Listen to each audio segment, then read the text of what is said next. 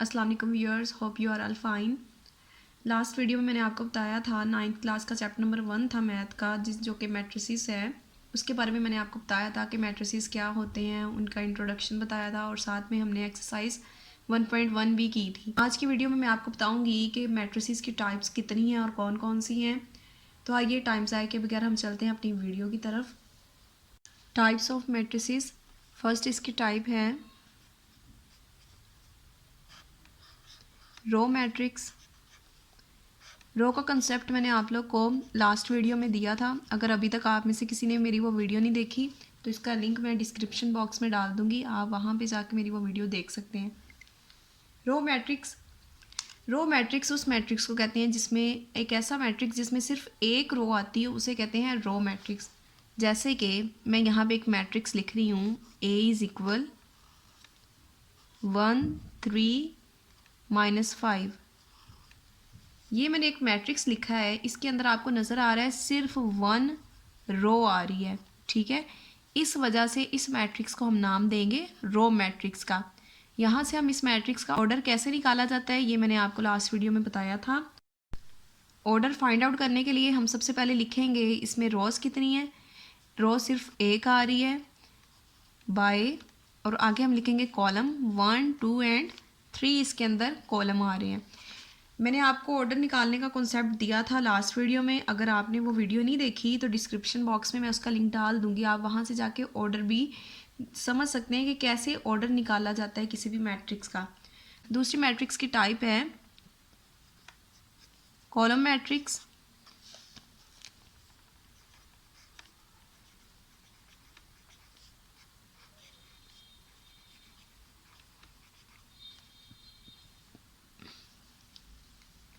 Column matrix उस matrix को कहा जाता है जिसमें सिर्फ एक कॉलम आ रहा हो। यहाँ पे मैं एक मैट्रिक्स लिख रही हूँ, A is equal 1 3 0।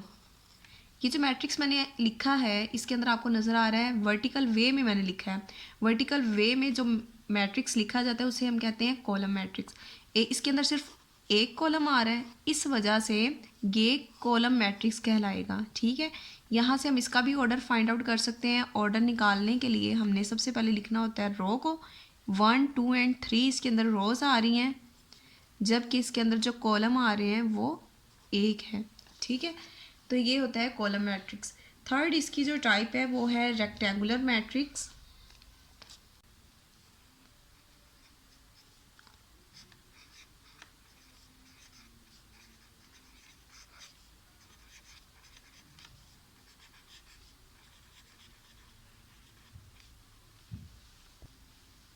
Rectangular matrix उस मैट्रिक्स को कहा जाता है जिसमें number of rows number of columns के इक्वल नहीं होती। अगर number of rows number of columns के इक्वल नहीं होगी तो उसे हम कहेंगे रेक्टेंगुलर मैट्रिक्स। जैसे कि यहाँ पे मैं एक मैट्रिक्स लिख रही हूँ, M इज़ इक्वल 0 1 2 5 7 9। ये मैंने यहाँ पे एक मैट्रिक्स लिखा है। रेक्टेंगुलर मैट्रिक्स उसको कहा जाता है जिसमें number of rows number of columns के इक्वल नहीं होती, ठीक है। तो हम चेक कर लेते हैं यहाँ पे क्या रोज कॉलम्स के इक्वल है या नहीं है। आपको नज़र आ रहा है यहाँ पे 1 2 एंड 3 रोज आ रही हैं, ठीक है। जबकि यहाँ पे कॉलम जो आ रहे हैं 1 और ये 2 यहाँ पे कॉलम्स आ रहे हैं। और यहाँ से साफ पता चल रहा है कि जो नंबर ऑफ रोज हैं वो 3 हैं और नंबर ऑफ कॉलम्स 2 हैं, and 3 is not equal to 2। इस वजह से ये कौन सा मैट्रिक्स होगा, रेक्टेंगुलर मैट्रिक्स। रेक्टेंगुलर मैट्रिक्स वो मैट्रिक्स होता है जिसमें number of rows number of columns के इक्वल नहीं होती। यहाँ से हम इसका ऑर्डर भी निकाल सकते हैं। ऑर्डर यहाँ पे रोज और कॉलम्स हमने निकाल ली थी, यहीं से इसका ऑर्डर निकल आएगा 3/2, ठीक है। हमेशा पहले ऑर्डर में रोज को लिखते हैं और बाय के बाद लास्ट में हम इस कॉलम्स को लिखते हैं, नंबर ऑफ कॉलम्स जितनी मैट्रिक्स में होती हैं। फोर्थ इसकी टाइप है स्क्वायर मैट्रिक्स।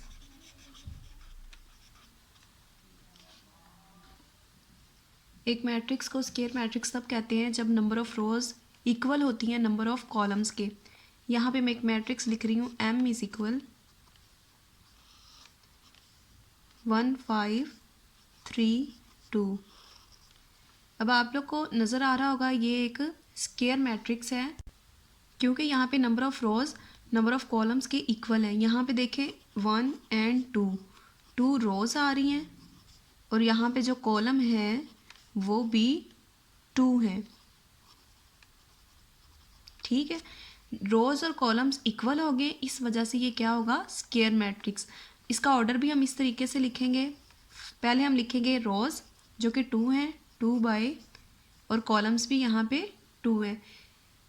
ऑर्डर हमेशा सेम होगा स्क्वायर मैट्रिक्स में, यानी कि रोज़ भी उतनी होंगी और कॉलम्स भी उतने होंगे। ठीक है, उसे हम कहते हैं स्क्वायर मैट्रिक्स। इसी तरह एक और मैं मैट्रिक्स लिख रही हूँ, ए इज़ इक्वल 1 3 0 4 9 6 3 -1 और 2।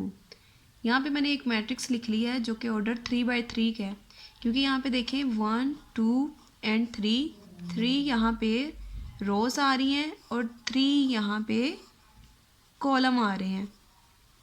यहाँ पे रोज़ और कॉलम्स इक्वल हैं, 3 यानी कि रोज़ भी उतने हैं और कॉलम भी उतने हैं। अगर रोज़ कॉलम के इक्वल हो जाएं तो उस मैट्रिक्स को हम कहते हैं स्क्वायर मैट्रिक्स।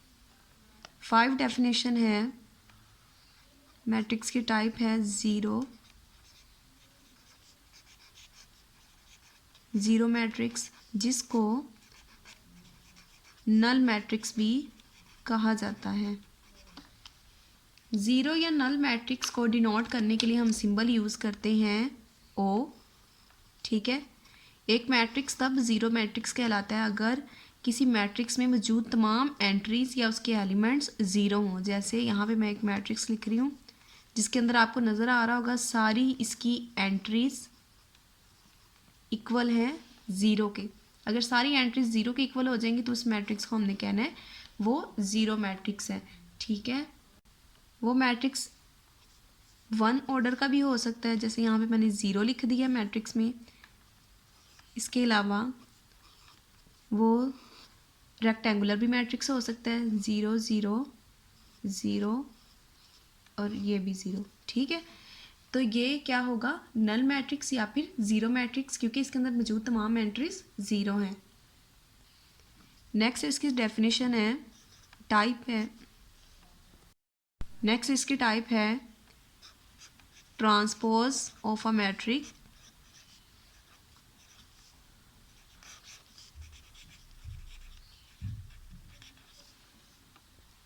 एक मैट्रिक्स को ट्रांसपोज मैट्रिक्स तब कहा जाता है जब हम रोज़ को कॉलम्स में चेंज कर दें या फिर कॉलम्स को रोज़ में चेंज कर दें, तो उस मैट्रिक्स को ट्रांसपोज ऑफ मैट्रिक्स कहेंगे। और इसको डिनोट किया जाता है ए टी। ए मैट्रिक्स को डिनोट कर रहा है और टी यहाँ पे डिनोट कर रहा है ट्रांसपोज को। अब यहाँ पे मैं एक ये इसका हमने लिख लिया है सिंबल ट्रांसपोज ऑफ मैट्रिक्स का। अब मैं यहाँ पे एक मैट्रिक्स लिख रही हूँ ए 1 3 4 2। ये मैट्रिक्स यहाँ पे मैंने लिया। अगर यहाँ पे इसका मैं ट्रांसपोज लूँगी तो मैं लिखूँगी ए टी और 1 4 3 2 मैट्रिक्स के ऊपर यहाँ पे भी हम ट्रांसपोज लिख देंगे, क्योंकि मैथ का रूल है जो काम हम लेफ़्ट साइड पे करते हैं वही हमें राइट साइड पे भी करना पड़ता है। अब हम इसका ट्रांसपोज लेंगे इस मैट्रिक्स का, A T is equal to रोज़ को कॉलम में चेंज कर दें या फिर कॉलम्स को रोज़ में चेंज कर दें तो वो ट्रांसपोज ऑफ मैट्रिक्स कहलाएगा। यहाँ पे मैंने रोज़ को कॉलम में चेंज कर रही हूँ 1 3 और ये एक रो है 4 2, इसको मैंने यहाँ पे कॉलम में चेंज कर दिया। तो आपको पता चल गया होगा कि ट्रांसपोज किसी मैट्रिक्स का कैसे लेते हैं। यहाँ पे ये रो थी, इसको मैंने कॉलम में चेंज कर दिया, फिर सेकंड वाली रो थी, इसको भी मैंने कॉलम में चेंज कर दिया, तो ये आ गया हमारे पास ट्रांसपोज ऑफ मैट्रिक्स। 7 इसकी टाइप है negative of a matrix.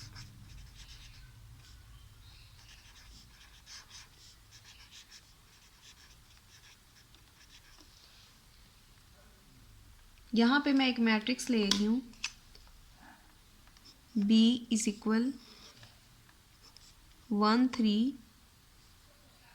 5। Negative of matrix को डिनोट किया जाता है -b से। ठीक है, कि किसी भी मैट्रिक्स का हमने क्या ले लेना है, नेगेटिव ले लेना है। अगर यहाँ पे मैंने माइनस लिखा है तो इस साइड पे भी मैं लिख दूँगी माइनस, मैट्रिक्स के बाहर इस माइनस को हम अप्लाई कर देंगे मैट्रिक्स के अंदर, तो सारी की सारी एंट्रीज जो हैं इनके साइन चेंज हो जाएंगे। -1 नज़र आ रहा है जिसके साथ कोई साइन नहीं, वहाँ पे प्लस होता है। पहले इन सब के साइन प्लस थे, plus minus minus, plus minus minus again, plus minus -5, ठीक है। तो ये कहलाएगा negative of matrix. Negative of matrix में क्या करते हैं, मैट्रिक्स के अंदर मौजूद एंट्रीज के हम साइन चेंज कर देते हैं, ये कहलाता है नेगेटिव ऑफ मैट्रिक्स। 8 इसकी टाइप है सिमेट्रिक मैट्रिक्स।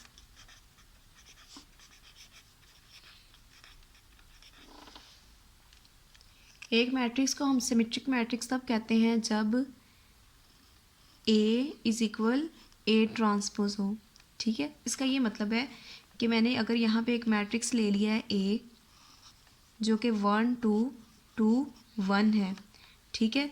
ये सिमेट्रिक मैट्रिक्स का फॉर्मूला है। कोई भी मैट्रिक्स A सिमेट्रिक तब कहलाएगा जब उसका ट्रांसपोज यानी कि A का ट्रांसपोज A के ही इक्वल आ जाए। जैसे यहाँ पे मैंने मैट्रिक्स A लिखा है, अब हम इसका ट्रांसपोज लेके देख लेते हैं। मैंने इधर T लिख लिया है, तो यहाँ पे भी मैं T लिख लूँगी इस मैट्रिक्स पे। इसका लेंगे ट्रांसपोज, ये रो है, इसको मैंने 1 2 को, ये वाली रो है इसको मैंने चेंज कर दिया है कॉलम में। अब दूसरी वाली जो रो है 2 1, इसको भी मैंने चेंज कर दिया है कॉलम में। तो आपको नज़र आ रहा होगा जो यहाँ पे A T आया, मतलब A का जो ट्रांसपोज आया है वो A के ही इक्वल है, 1 2 2 1 1 2 2 1। तो A इज़ इक्वल यहाँ पे आ गया है A T के। इस वजह से हम कहेंगे यहाँ पे A इज़ सिमेट्रिक मैट्रिक्स। इस वजह से हम A को कहेंगे वो एक सिमेट्रिक मैट्रिक्स है, ठीक है। एक और यहाँ पे मैट्रिक्स मैं ले रही हूँ B इज़ इक्वल 1 3 2 1 2 3 0 4 -4 एंड 1। अब B का ट्रांसपोज B के इक्वल आ जाएगा तो वो सिमेट्रिक मैट्रिक्स कहलाएगा। इसका ट्रांसपोज ले लेते हैं, पूरी रो जो फर्स्ट है इसको चेंज कर देते हैं कॉलम में 1 3 2। सेकंड वाली रो जो 2 0 4 है इसको भी मैंने कॉलम में चेंज कर दिया है। तीसरी वाली रो को भी कॉलम में चेंज कर दिया है। तो आप लोग को नज़र आ रहा होगा यहाँ पे 1 3 2 था और यहाँ पे 1 2 3 आ रहा है। इसी तरह बाकी भी जो एंट्रीज हैं वो भी कुछ चेंज है। इसका ये मतलब है कि टोटल के टोटल जो B और B ट्रांसपोज हैं एक दूसरे के इक्वल नहीं आ रहे हैं, ठीक है। करस्पॉन्डिंग इनके एलिमेंट्स एक दूसरे के इक्वल नहीं है।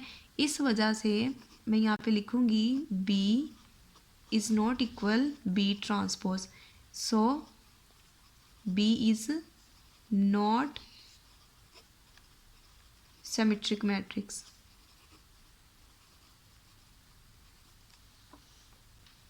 नाइन इसकी टाइप है skew symmetric matrix. Skew symmetric matrix, ठीक है। तो एक मैट्रिक्स को हम स्क्यू सिमेट्रिक मैट्रिक्स तब कहते हैं जब A का ट्रांसपोज लिया जाए तो वो -A के इक्वल आ जाए। सिमेट्रिक में अभी हमने देखा था कि A का ट्रांसपोज A के ही इक्वल आए, लेकिन स्क्यू सिमेट्रिक में A का ट्रांसपोज -A के इक्वल आएगा तो तब वो स्क्यू सिमेट्रिक कहलाएगा। फ़र्ज़ करें यहाँ पे मैं एक ले रही हूँ इसकी एग्जांपल। अब यहाँ पे हमने ये चेक करना है, मैंने एग्जांपल लिख लिया है कि यहाँ पे ये चेक करना है क्या ये स्क्यू सिमेट्री के फॉर्मूले को फुलफ़िल कर रहा है या नहीं कर रहा। A ट्रांसपोज इक्वल होना चाहिए -A के। लेफ़्ट हैंड साइड को हम ले लेते हैं। तो सबसे पहले हमने A का लेना है ट्रांसपोज, ये लिखा हुआ है इसका हम ले लेते हैं ट्रांसपोज। ट्रांसपोज लेने के लिए रोज़ को हमने चेंज कर लेना है कॉलम में या फिर कॉलम को रो में चेंज कर लें। 0 2 3 है तो इसको मैंने कॉलम में लिख लिया है। नेक्स्ट है -2 0 1, तो इसको भी मैंने कॉलम में लिख लिया है। थर्ड रो में लिखा हुआ है -3 -1 और 0, इसको भी मैंने कॉलम में लिख लिया है। यहाँ पे जो माइनस साइन आ रहे हैं इस मैट्रिक्स के वो मैं कॉमन लेने लगी हूँ।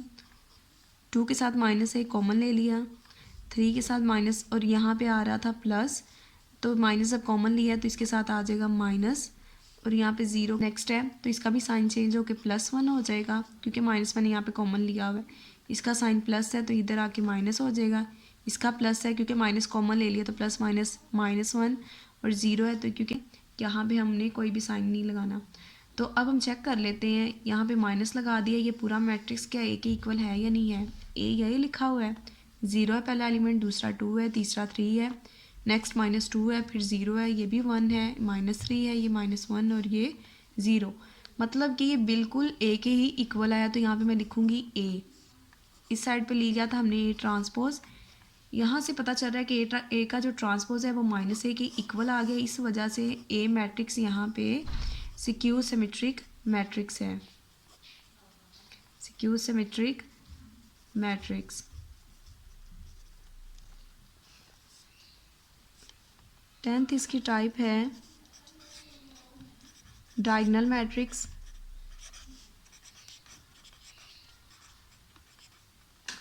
एक मैट्रिक्स तब डायगोनल मैट्रिक्स कहलाता है जब इसकी डायगोनल की एंट्री में से एक जो एंट्री हो वो ज़ीरो ना हो। अब यहाँ पे मैं एक मैट्रिक्स लिखने लगी हूँ,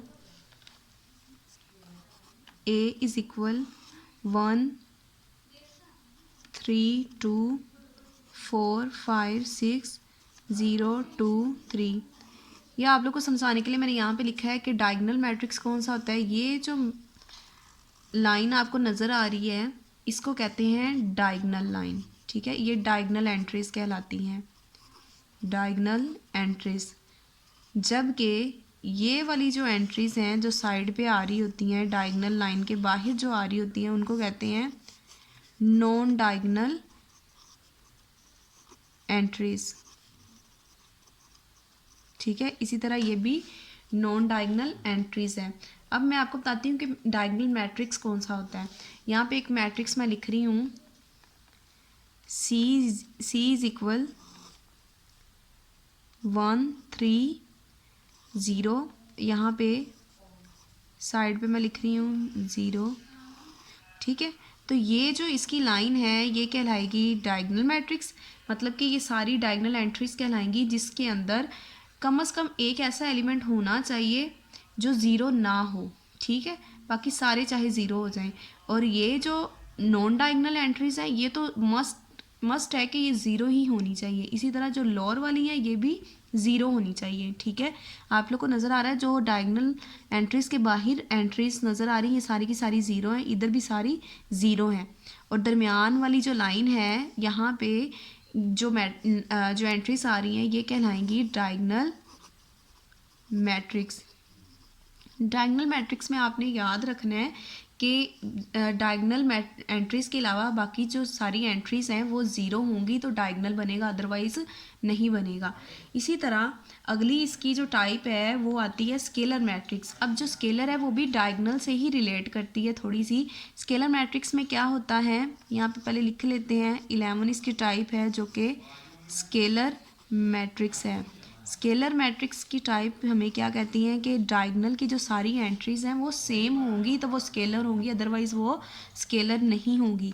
मैंने यहाँ पे ए लिख लिया है और यहाँ पे जो डायगोनल की एंट्रीज़ हैं वो सेम होनी चाहिए। डायगोनल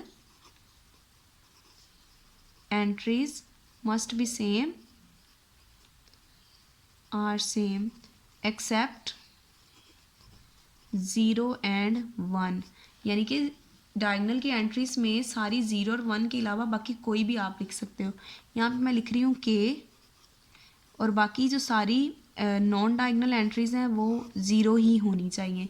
जैसे ऊपर डायगोनल में था तभी डायगोनल बनेगा, अदरवाइज़ नहीं बनेगा। के यहाँ पे क्या है, के यहाँ पे 2 3 4 सोन कोई भी नंबर हो सकता है, लेकिन 0 और 1 इसमें नहीं आएंगे, क्योंकि अगर के यहाँ पे 0 सारा हो जाएगा तो वो नल मैट्रिक्स बन जाएगा या 0 बन जाएगा, क्योंकि इसकी सारी एंट्रीज 0 हो जाएंगी। तो ये स्केलर नहीं कहलाएगा, ना ये डायगोनल बनेगा। इसी तरह अगर हम यहाँ पे 1 कर देंगे के की जगह, जैसे मैं यहाँ पे लिख रही हूँ 1 1 1 0 0 0, इधर भी मैंने 0 0 लिख दिया। डायगोनल में आपको नज़र आ रहा है सारे 1 आ रहे हैं। अगर डायगोनल में 1 आ जाए तो ये मैट्रिक्स कहलाएगा आइडेंटिटी मैट्रिक्स, या फिर इसको यूनिट मैट्रिक्स भी कहा जाता है, ठीक है। लेकिन अगर यहाँ पे जैसे के है तो के की जगह मैंने यहाँ पे 2 लिख दी है, तो ये जो तीनों नंबर हैं ये सेम है, 2 लिखा हुआ है, तो ये उस टाइम कहलाएगा ये स्केलर मैट्रिक्स है। ठीक है, क्लियर हो गया। डायगोनल मैट्रिक्स वो होता है जिसमें डायगोनल की कम से कम एक एंट्री ऐसी होनी चाहिए जो ज़ीरो ना हो। ठीक है, और बाकी जो स्केलर मैट्रिक्स है, स्केलर मैट्रिक्स वो मैट्रिक्स होते हैं जिसमें जो डायगोनल एंट्रीज वाले जो सारे नंबर हैं वो सेम होते हैं, लेकिन उसमें ज़ीरो और वन नहीं आना चाहिए, क्योंकि ज़ीरो आएगा तो वो ज़ीरो मैट्रिक्स बन जाएगा, अगर वन आ जाएगा तो वो आइडेंटिटी और यूनिट मैट्रिक्स कहलाएगा। ठीक है, बाकी यहाँ पे 2 3 सोन कोई भी नंबर आप लिख सकते हो, तीनों सेम होने चाहिए तभी वो स्केलर बनेगा। इसी के साथ जो टाइप्स ऑफ मैट्रिसेस हैं वो ख़त्म हो गई हैं। अगर वीडियो आपको ये अच्छी लगी हो तो इसे लाइक करें, शेयर करें और मेरे चैनल को भी सब्सक्राइब करें।